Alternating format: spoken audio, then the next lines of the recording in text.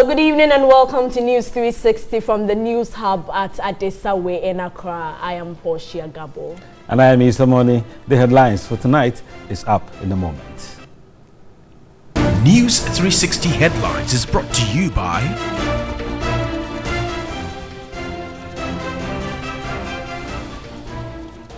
And hundreds of residents in Agaveji and Blekusu in the Ketu South district of the Volta region rendered homeless following tidal waves that swept the town Saturday night. And also coming up, residents of Watiano in the Gasouth municipality still engage in open defecation.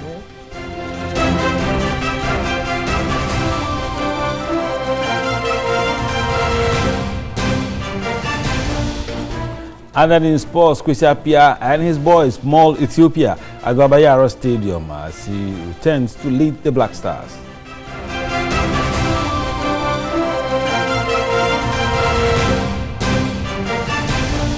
And coming up in international news, UN Refugee Agency calls on European countries to help Italy cope with an increasing flow of migrants.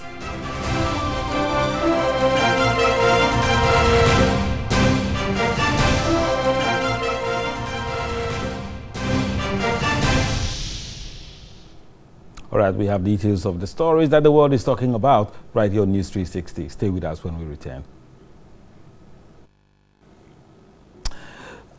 Beginning our news tonight, hundreds of residents in Agaveji and Blekusu in the Ketu South district of the Volta region have been rendered homeless following the tidal waves that swept the towns Saturday night. This is a perennial occurrence, displacing residents and causing damage to property in the area. The Dufia of Agaveji, Togbi Akponogwia, appealed to government for the construction of sea defense to protect the coast from the ravaging waves. Other displaced residents said they need urgent support. This is not the first time the area has been plagued by tidal waves. Communities like Fuveme, Jita, Srogboy, Anyanui, and Huiti were affected in April 2016, but the promise to resettle the affected victims is yet to be fulfilled. It is hoped the latest incident will bring the lasting solution to the unending disaster.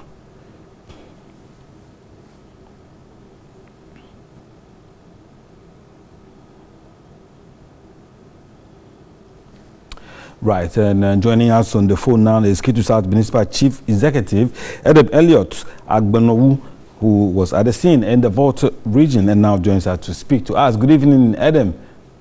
Good evening, my brother. Right, thank you for joining us. How would you describe the extent of damage caused by Saturday night's waves? Actually, it happened yesterday. That is this morning, yesterday and this morning. And I've been at the scene since morning. Currently, I am here. In fact, it's serious. Looking at the households that have been displaced and property, looking at the aged, about 86-year-old people, 90-year people that have no place to lay their head. It's very, very serious. And in fact, if I have the key to lock the sea, I would have done that immediately. But what we are doing is that the regional minister actually earlier was here. Dr. Lecha, the regional NADMO was also here. And so we've gotten some relief items for them in terms of mattress. And we secured a classroom block at the RC school so that people whose properties have been displaced and people whose houses have been displaced can actually lay their heads there. We are providing them with security also. In fact, for Blekusu alone, we have 186 households that have been displaced. Right. Agaveji, we have 30, and Amutino Salakope, we have 56 households that have been displaced. So currently, we are distributing the mattress to them, and tomorrow we declared holiday to the RC basic school that is here, so that we'll be able to accommodate the people that have been displaced. And then we understand this is a perennial disaster area and it occurs regularly. Why haven't we designed or found a solution to it? Yeah, actually the sea, nobody controls the sea. It misbehaves as and when it likes. It's true that it's been happening, and I think this is the reason why we started, the previous government has started a sea defense project. So what I did when I came as the municipal chief executive was to invite the contractors and the consultants so that they give me a history and a briefing about what they have done so far. We've actually planned to meet this Wednesday. Unfortunately, the incident precedes us. But I've spoken with them, and tomorrow we are coming back to site. The consultant and the contractors are coming back to site so that we find out what has been done. However, we have spoken to the chiefs and the opinion leaders and the assemblymen of the various communities, and they have expressed interest of relocating. Thankfully, they have another land just out the outskirts of the town, and we have to. The assembly will take it up. We will involve the town and country planning to do a layout for them, so that with time, the permanent solution, I look at it, should be the relocation for which they themselves have acceded to, and that is what we need to be working towards. Okay, Adam, finally, before you go, we understand Akbabanya and other coastal communities were also hit hard. Tell us, what are you doing for those communities? In fact, those communities are beyond my jurisdiction. That is in the Keta municipality. Currently, I'm the MC for the Ketu South. However, the regional minister spoke today and said that we'll look at it, what has been done, and we'll take it out from there. All right, we're grateful for your time, and that is Adam Elliott Agbenowu, and he's the municipal chief executive for the Volta region, and who just spoke to us about disaster in that area. And let's now go to Dilapidated, because a similar fate has befallen the people in the Ada West district of the Greater Accra region, and fishing nets have also been buried by the sea sand, with sea water entering the rooms of residents, resulting in loss of property. Political leaders of Ada West are heading towards Dilapidated to assess the extent of damage caused by Saturday's tidal waves. Hundreds of residents in the community have been displaced. Officials of NADMO have also visited the affected area but are yet to provide assistance.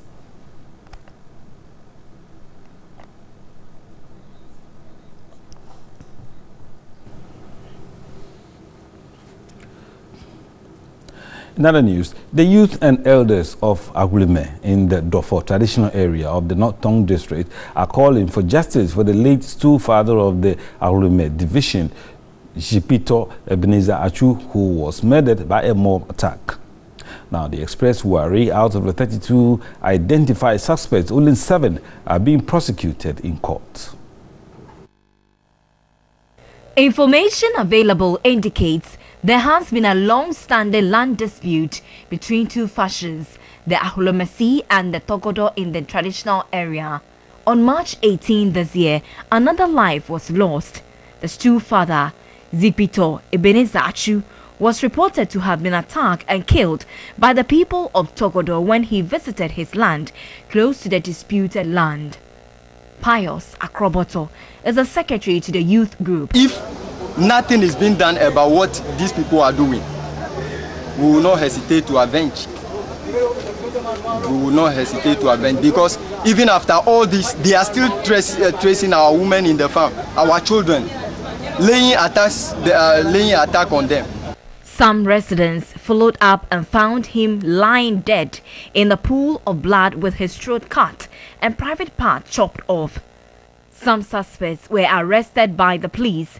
The Asafufia of the Ahulome expressed displeasure about the mob injustice. And away from the Volta region, family and friends of the late Major Adam Mahama Sunday joined the Lighthouse Chapel, Kudesh in Accra, to thank God for seeing them through their trying times. Well, this is a climax of activities in memory of the late Major, who was killed on duty at Dentrabuase in the Central region.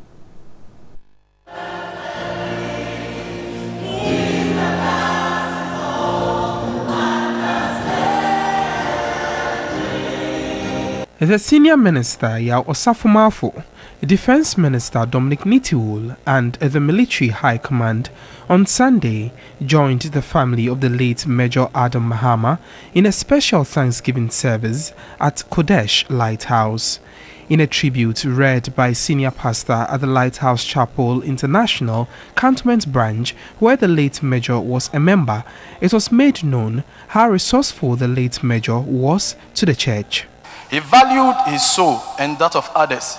This he demonstrated even in death, that though he was trained, armed, and capable of killing and under extreme provocation, he still decided not to take the soul of another. You upheld your personal dignity in that singular act by choosing rather to die than to take the life of another.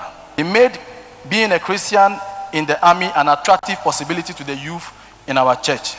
Resident Pastor Eddie Fabian, who led the 2-hour 30-minute service, encouraged the congregation to seek God's direction and make him their source of strength, as Major Mahama did whilst on earth. Thank him for the strength he's giving to you today. Oh yes. Anybody giving up today, God is strengthening you. Anybody going through a difficult time, you feel like throwing in the towel, God is giving you strength today. The Lord said I should tell you, don't give up. Don't give up. Don't give up. Don't give up. Don't give up. A special prayer was said, seeking God's guidance and protection for the family during these trying times.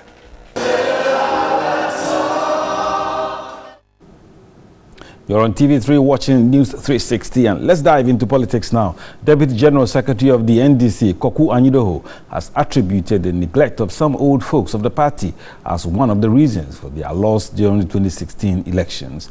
Now, the Thanksgiving service in Accra, the Deputy General Secretary said the target is to bring together both the old and new generation to get the party ready for the 2020 elections. The National Democratic Congress Phase 1 of the 25th anniversary has ended with members and executives showing appreciation for a successful celebration at the Mission to Nations International Ministries in Accra. The party was 25 years on June 10. Delivering the sermon, Reverend Albert Akpoti-Botwe charged leaders in the country to exhibit compassion to the less privileged in society. According to him, leaders have become self-centered, thinking only about their own welfare and that of their immediate families. And people look at politicians as their only leaders. Yes, politicians are leaders. Community leaders are also leaders. Church leaders are also leaders. The leaders in the church must live an exemplary life. The leaders in the community must also live an exemplary, and so must the politicians also. Deputy General Secretary of the NDC, Koku Anyidoho, says the party is putting in efforts to bring everyone on board, stressing some party members were neglected, which negatively affected the fortunes of the party. One of the key things that we have done is to bring back the past and marry it with the present. So if you notice, since Thursday, a lot of old faces are coming back on board. It seems as if there was some attempt to confine them to the dustbin of history. It didn't help us. Never must we forget where this party began from and where we are today. Communications Director of the party, Solomon Nkansa, says the year-long celebration will touch base with the grassroots to achieve its national character. The Phase 2 seek to move to the regions, to join the regions, to also undertake to some planned activities in the various regions. Then the final thing that will wrap things up, and when we are done with the whole regional celebration with a mammoth rally to inform the nation. Now to one of our headline stories, and some residents of Botiano in the Gasouth municipality engage in open defecation. Construction of a public latrine has stalled at the foundation level. Resource persons from the Environmental Protection Agency were in the community to offer education. Botiano is a coastal community with a population of about 5,000. However, sanitation here is not the best. Most households have no access to domestic latrines and resort to open defecation. Some residents told the news team some of them find solace in defecating at the seashores and do not want to construct toilet facilities in their homes. Currently, the construction of a public toilet facility has stalled at the foundation level owing to lack of funds. At the heart of the community is a heaped dumping site. It is situated near homes producing heavy stench. We were told fish harvested from the sea are being smoked here, few meters away from the refuse dump site. Although residents fear of imminent cholera outbreak, they said they have no option. Assemblyman for the area claimed the community had initiated some interventions. We've constituted a task force, numbering about 24, who go around the beaches every morning to drive away whoever we see defecating at the beaches. And now when you go to the beach, you wouldn't see any of that sort around, but then rather they dump rubbish at the beaches. Some staff, including resource persons from the Environmental Protection Agency, were at the community to sensitize residents on beach sanitation.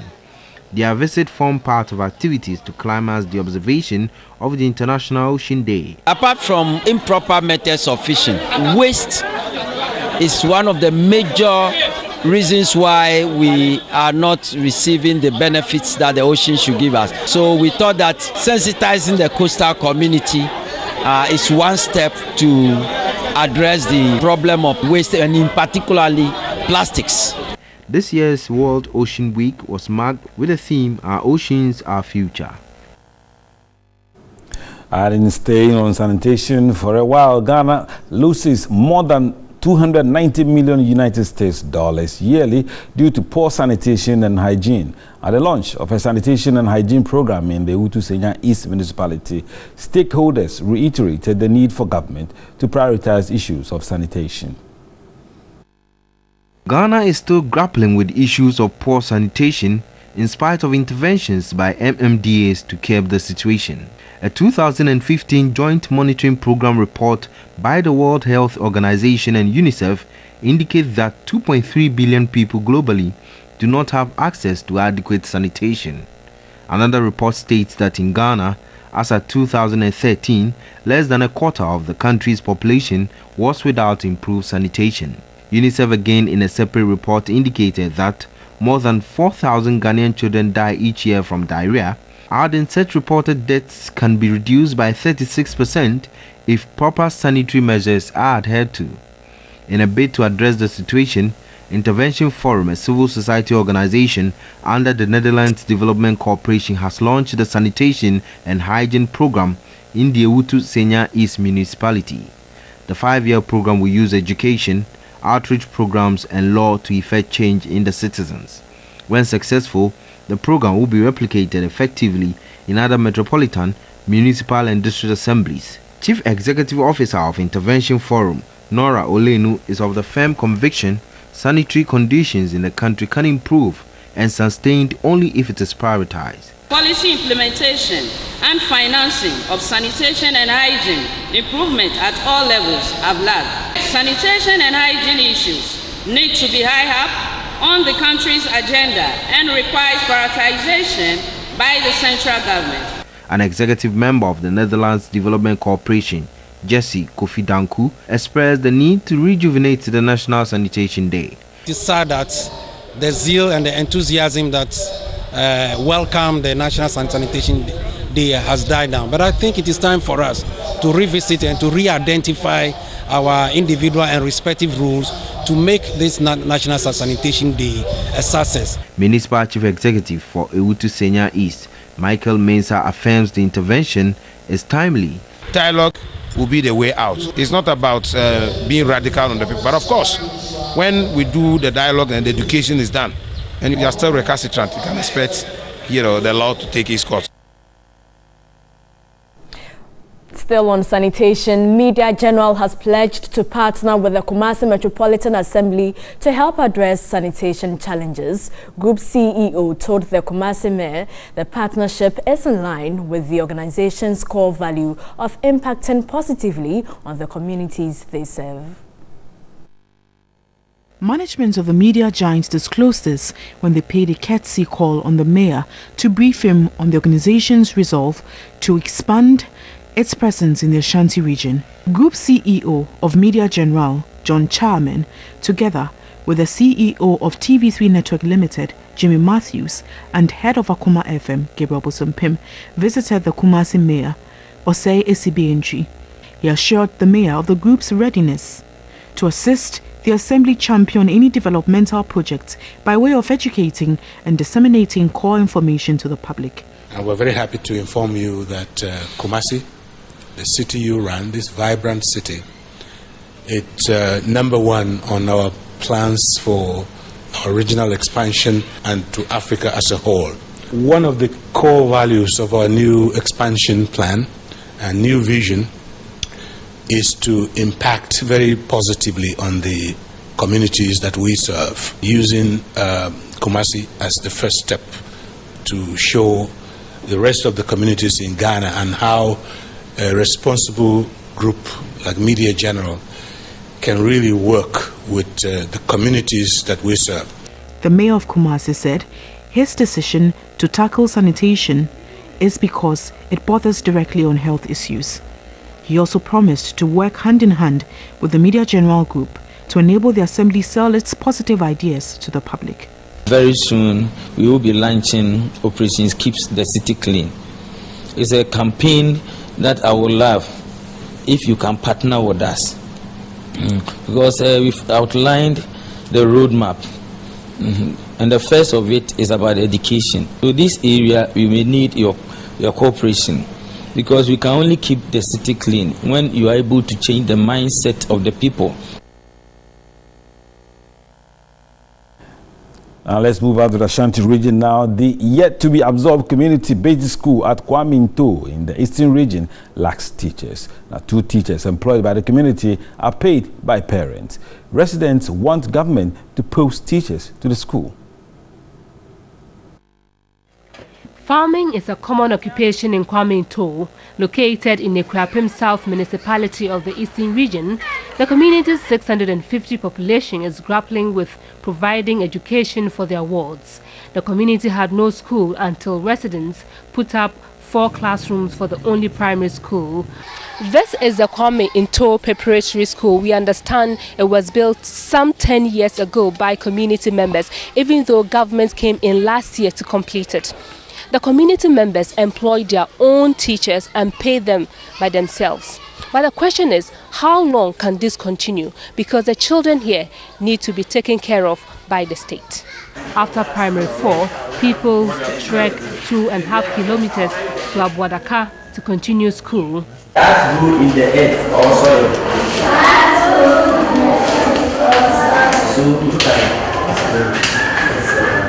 This is class 1 and class 2 combined. Whatever class 1 pupils are learning, class 2 pupils also learn. But the pathetic thing is that they have no chairs. They have to sit on these few tables in their classroom. And I'm just wondering how writing is going to be done when they are given exercises. Though residents have put up 4 classrooms, the school has no teachers. The Ghana Education Service is there to absorb the school and provide support for it. The community therefore pays the only 2 untrained teachers they have employed. We have only 2 teachers in the school. Now you can see the kids are playing in the classroom without no teacher teaching them.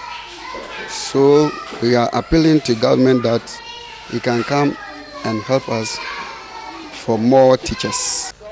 Classes 1 and 2 are combined and taught by 1 teacher, while kindergarten and class 4 pupils sit in the remaining 2 classes, with the other teacher moving from one class to the other to teach. For a greater portion of the day, pupils in kindergarten are left on their own.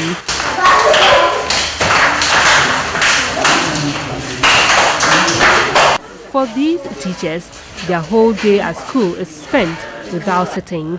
There are no chairs or tables in both the classrooms and the only office. Former assemblyman of the area, Alex Eshring, said several efforts to get the assembly to take over the school have not been successful. We have been complaining to the assembly, and even the former DC, we have complained to him because he make the finishing of the school for us. So we complained to him that we don't have any teachers in the school, and he promised us that he can help to give us some of the teachers in the school.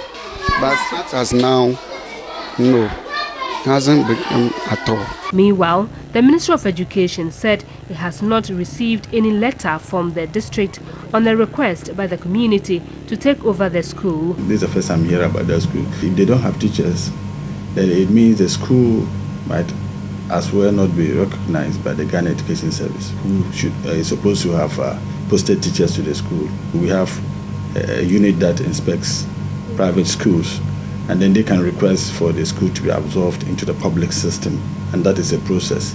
So it's up to them to apply, maybe through the district assembly to the Director General of the Ghana Education Service, and then we take it up from there.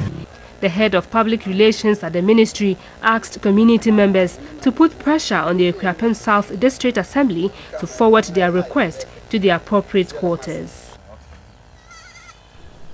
Still on education, a lack of infrastructure and teaching materials have been identified as additional factors keeping children away from school in the 38 island communities in the Sene East District of the Bonafo region. Peter Kwao Adato reports pupils rely on photocopy of textbooks while struggling under the vagaries of the weather for academic lessons.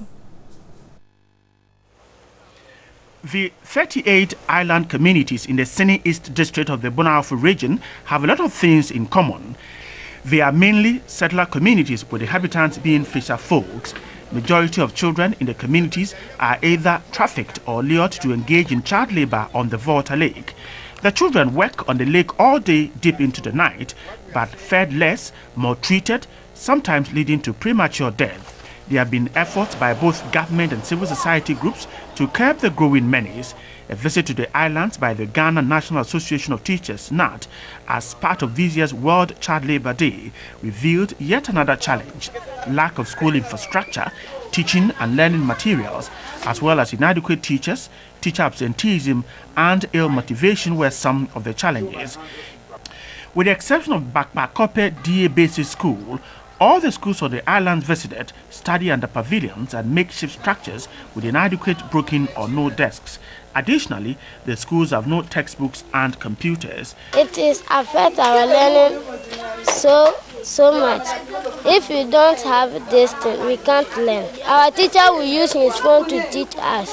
So this is some of challenges we are facing. Any textbooks are edition, maths, English, any RME, any social studies. And some so yes, some pese, yebenya office, any office, enti yepe for no mumbe boy na ye school deni ye bibia. The community's leaders could not understand how the fight against child labor would succeed in such an environment.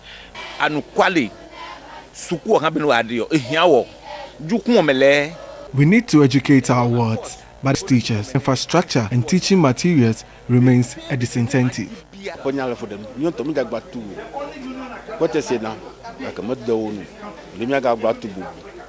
Lack of teachers' accommodation continue to send teachers away from this community. We have tried our best, but that is not enough. Government needs to intervene. The head of Membership Education Committee at the Ghana National Association of Teachers, Thomas Musa, is worried.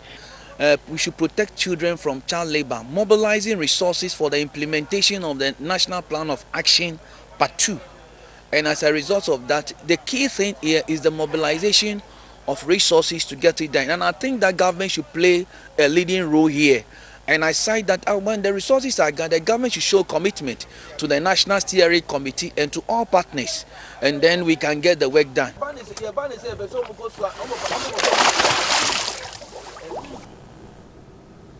Now let's move to the Ashanti region, and teachers and the pupils of the Estresu Basic School in the Bosumchi district of the Ashanti region are living in fear as life-threatening erosion continues to erode portions of the classroom block.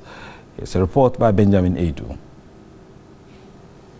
With cracked walls and leaking roofs, teachers and pupils sit in fear and have occasionally closed depending on the weather. The school also lacked furniture. A local radio station in Kumasi supported a school with 85 dual decks. The manager of the radio station, Peter Nana Kwesi, expressed concern about the dilapidated nature of the school and called on benevolent organizations and individuals to help put up a befitting structure for the pupils. They have enough classrooms, they have enough people, but they don't have the furniture to contain them. So what we did this day was to provide them with enough furniture so they can also sit down and study whenever the need arises. In an interview, the headmistress of the school, Mary Gladys Baidu, was grateful for the gesture but bemoaned the current state of the school, adding it was affecting enrollment. She added the roof leaks badly and lessons are often affected during the raining season. Away from the Ashanti region, motorists who ply the Teshia German road have to battle their way out daily due to the bad nature of the road. Well, this is having a toll on commercial activities in the area. The about 2-kilometer road is the main road which links residents of Teshidemo and adjoining communities. Most part of the untarred road has been eroded, leaving several potholes on the road. Drivers who ply the road find it difficult to move without jerking. In most cases, oncoming vehicles have to wait for those coming from the opposite side to pass before they are able to move. Although residents have filled some parts with debris, water has also eroded the sides of the gutters, exposing pipe holes which often get burst by vehicles. The remaining stretch, which may be more trouble, has also been taken over by weeds. Residents say drivers charge exorbitant fares due to the nature of the road. They do charge high price and you can't afford it. Sometimes you need to walk all the way down to the Rasta Road.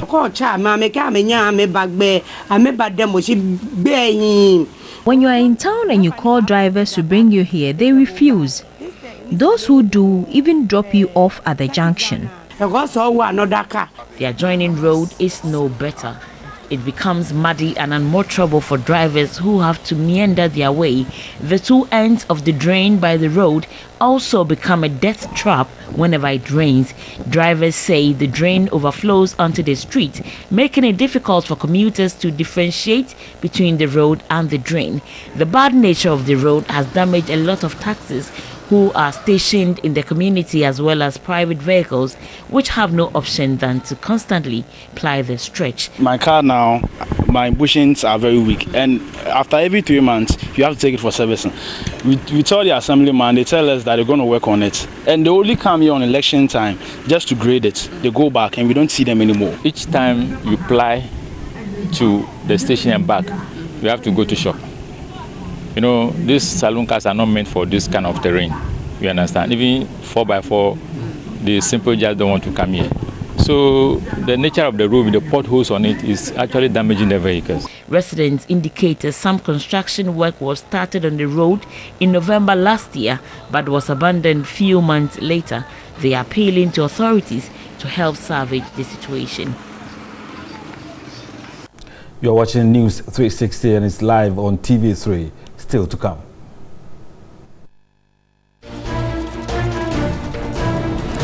Fire cases in Ashanti region dropped by 47% within the first 5 months of 2017.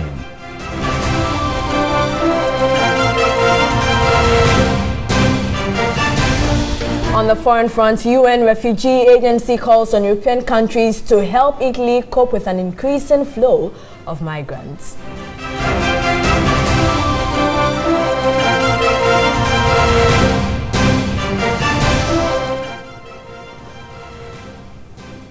Details when we return.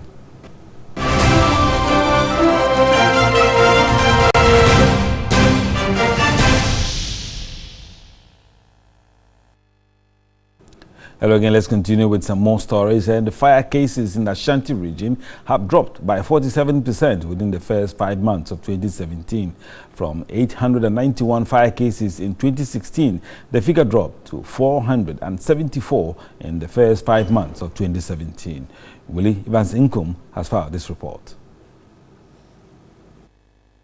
A total of 64 domestic fire cases have so far been recorded within 5 months. In 2016, 73 cases of domestic fires were recorded around the same time. Industrial fire have remained the least recorded cases in 2 years.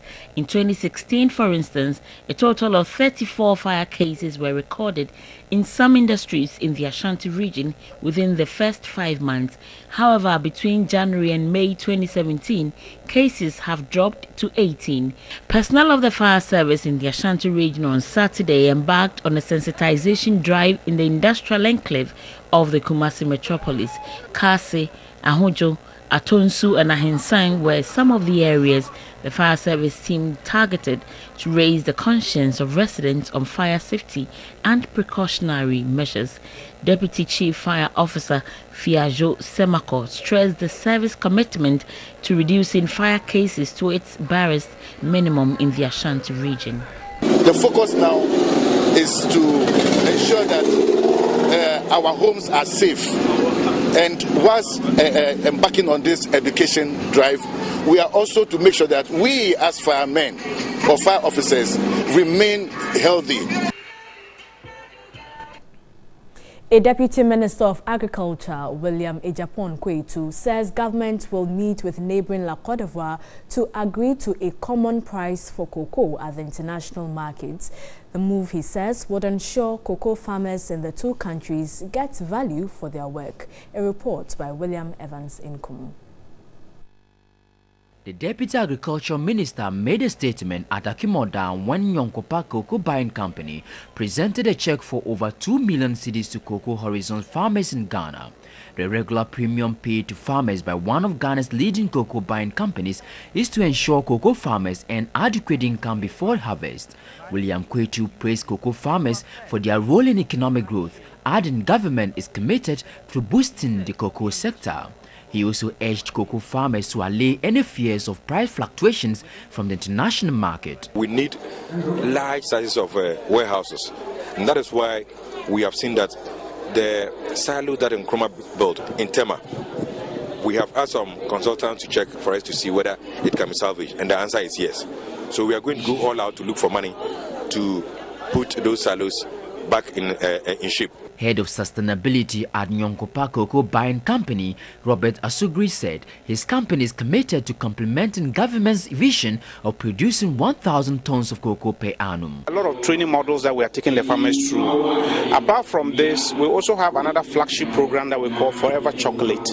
And this Forever Chocolate is trying to look at how to make farmers prosper, how to also make nature thrive, and then nature stewardship. And we're also looking at how we are going to also support families and farm families to also come out from the child labor menace. He said it is the vision of Nyonkopa to assist farmers to improve yields and sustain it by the year 2025. And a principal scientist at the Savannah Agriculture Research Institute is asking government to give the institute the opportunity to produce certified seeds for the Planted for Food and Jobs program. Droga Canton says government's attempt to import seeds for the program will be a spectacle of itself and could be importing dangerous pests. Here is Eva Tiboka's report. Importing certified seeds and fertilizer for the success of the planting. The government is importing certified seeds and fertilizer for the success of the Planting for Food and Jobs program. Principal scientist Dr. Roger Canton says it would be a blunder on the part of government to import seeds. Let us mop in, let us see what do we have in country across these crops that we have just mentioned. See what quantity of acreage can it cover and how many farmers are you intending to use them for that. Dr. Canton says the Savannah Agriculture Institute has the capacity to produce stress-resistant seed for the program. The crops that they are talking of, we have enough, we have over 40 plus quality, high quality, not just any seed, climate smart seeds, drought and stress tolerant seeds of maize. We also have even nurtured in them quality protein. We're talking about not just food security these days, we're talking about food security underpinned also by what? Nutrition. Dr. Canton noted the fall armyworms currently in the country is ailing and believes were imported and fears more dangerous pests could be imported. But a regional director at the Ministry of Food and Agriculture, Williams Boache Echampon, disagrees.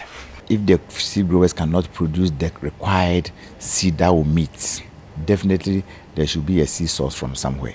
We have what we call state-of-the-art laboratories in the regions.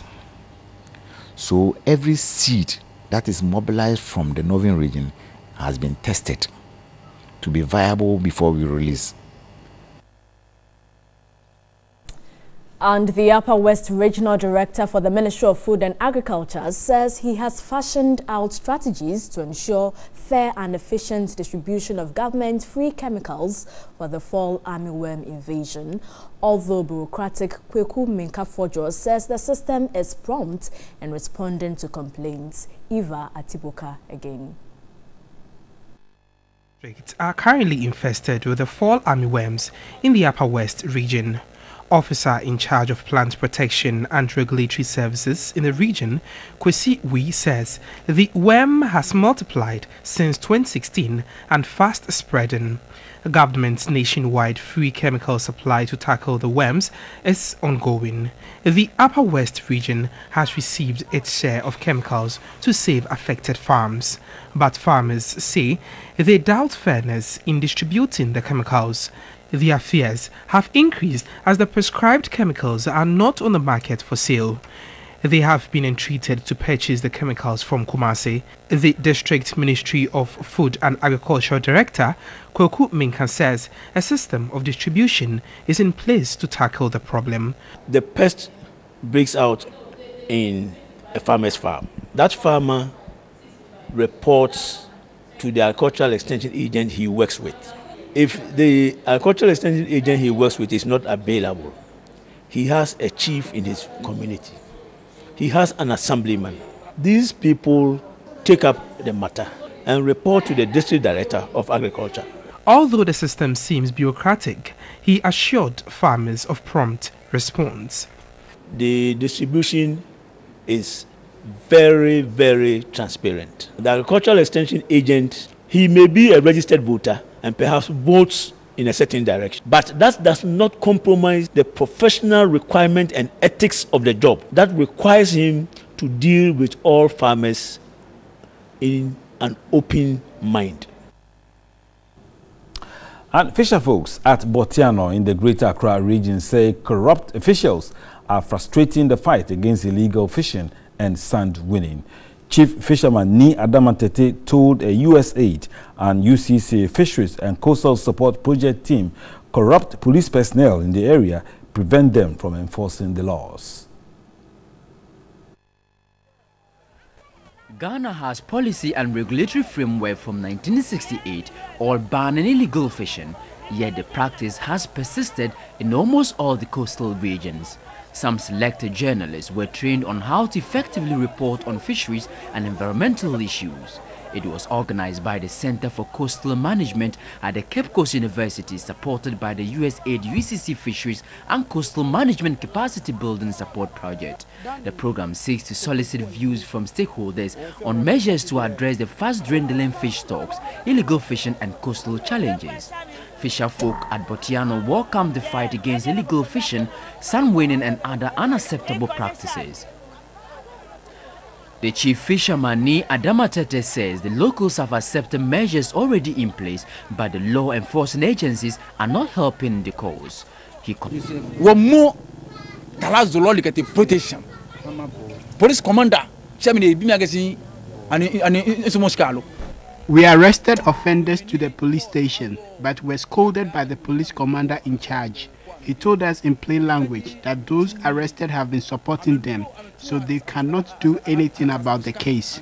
The commander again asked me to unite with the illegal people to make money for myself, but I declined. He condemned invasion of their waters with banned chemicals and bad practices for both local and foreign vessels. They are blaming us as if we make the laws. We need the state to assist us implement the laws so that we can protect the fish stock and the coastal environment. Fisheries Commission Officer in charge of Botiano, Olivia Hove, supported calls to empower the locals to deal with the issues affecting them. The $5.5 million USAID-funded 5-year project is helping to conduct research into coastal activities, build capacities of researchers and professionals to understand and promote the management of fisheries and coastal resources.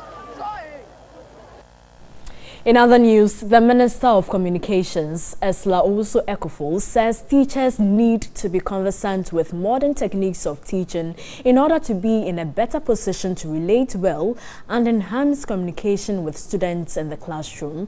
The minister emphasized the importance of both teachers and parents taking keen interest in activities in the classroom through frequent monitoring. Interacting with school heads of the Morgan International Community School and students, she also asked private schools to take interest in teaching the Ghanaian language. They are not just teaching them academics, they are teaching them entrepreneurial skills.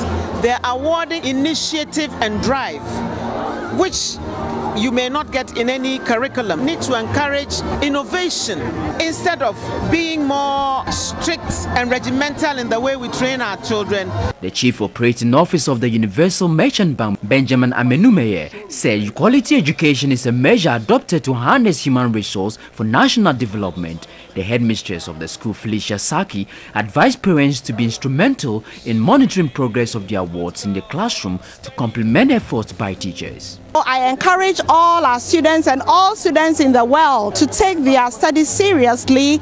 It is not just about the examinations, it is about what else you can do to add to the academic work that your teachers are able to give. We have sports news coming up shortly. Do stay with us.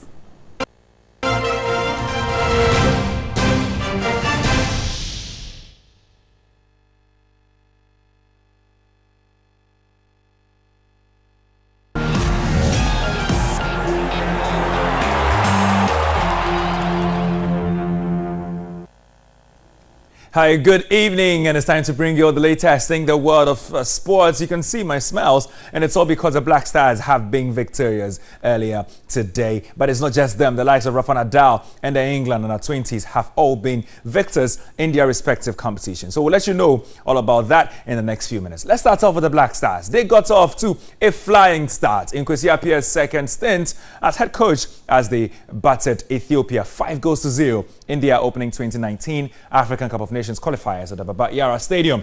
The Black Stars took the lead in the 10th minute as their relentless early pressure paid off. Striker Asamoah Gyan applied the finish, to a delightful cross by Thomas Ejapong. The goal was Gyan's 50th, for the country. One quickly became two as defender John Boy scored a sensational second. With 4 minutes after, to recess, Ebenezer Ofori scored an eye-catching goal. The Stuttgart man smashed a powerful strike into the roof of Ethiopia. 2 minutes after the recess, Rafael Jamina also got a brace. Let's take a listen to Michael Otieje, who has the details. It's ended here at the Baba Yara Sports Stadium against Ethiopia. It's a 5-0 win. It's a win that also takes Ghana to the top of qualifying Group F. The goals were scored by Rafael Jamina, who scored a brace. Gyan has his 50th goal. Ebenezer Ofori scored one. And overall, a day that proved that if you combine the old and the new, it will get better. New players like Ofori and Japan were huge. Kwesi Appiah will be happy he made those calls. So overall, a very, very good day at the office for the Black Stars. And as you can see, a very, very good set of players and a good set of fans. Some say they wish it was Egypt that we're beating, by that particular margin just because Ghana wants to make the World Cup. But it's been a very good start under Kwesi Appiah. Hopefully, better days are yet to come. What will be on the lips of many fans, however, will be the goal-scoring feat of a captain of the Black Stars, Asamoah Gyan. The forward has now scored 50 international goals and is already the leading scorer for the country. TV3 Sports caught up with him after the game. The happiest day in my life, to score 50 goals for a country is amazing. The fans was incredible. They've played very, very important role in today's victory. And, what does this do in terms of wanting to qualify for the nation's capital? This is the beginning of the journey, and we started on a good note. And I think the confidence level is high, especially the young ones who are coming. They've been able to do what they do. And I think people are satisfied with the performance today. Personally, I'm satisfied. I don't know if Ghanaians are also satisfied with the performance today. That's it for News 360. Thanks so much for watching. I am Portia Gabo. And I am Mr. Morning. Coming up is Bridges of Love. Enjoy the rest of our programs. Good night.